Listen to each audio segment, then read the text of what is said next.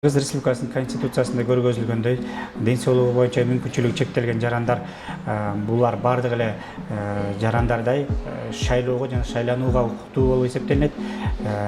Ден соолугу боюнча мүмкүнчүлүгү чектелген жарандар булар көрүү боюнча, угуу жана башка ден соолугу мүмкүнчүлүгү чектелгендер болуп эсептелинет.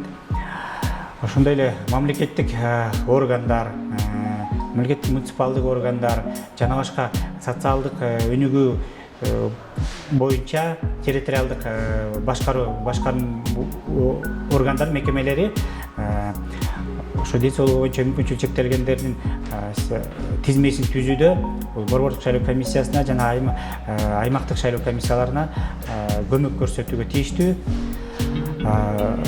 Бул шайлоодо ден соолугу боюнча мүмкүнчүлүгү чектелген жарандарды эмне керектелерин аныктоо үчүн карта потребностей деп түзүлөт.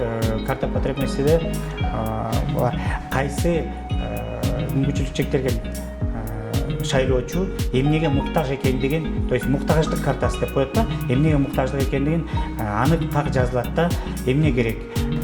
Ошондой эле бардык шайлоо тилкелеринде кнопка вызова, то есть чакыруу кнопкасы коюлган.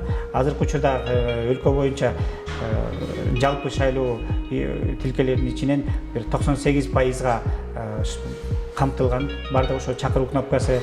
Чакыруу кнопкасы бул ошол мүмкүнчүлүгү чектелген шайлоочу келип, эгерде ага кандайдыр бир жардам керек болсо, шайлоо комиссиялар мүчөлөрүн ошол аталган чакыруу кнопкасы аркылуу чакырып, өзүнө керек болгон жардамды алса болот да.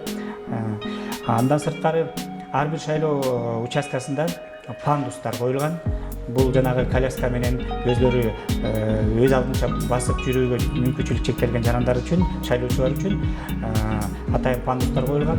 Ошондой эле бардык шайлоого катышууда, шайлоого жана референдумга катышууда бардык шайлоо тилкелери, же болбосо шайлоо участкалары бул кабиналар менен, урналар менен шайлоо үчүн атайын жана ошондой эле атайын ден соолугу боюнча мүмкүнчүлүгү чектелген жарандар шайлоого мүмкүнчүлүк түзүп берүү үчүн өзүнүн талаптарына ылайык полдон, жерден 75 сантиметрден жогору эмес жана туурасы 40 сантиметрден кем эмес атайын кабина орну коюлат, өзүнчө бир отдельный кабина.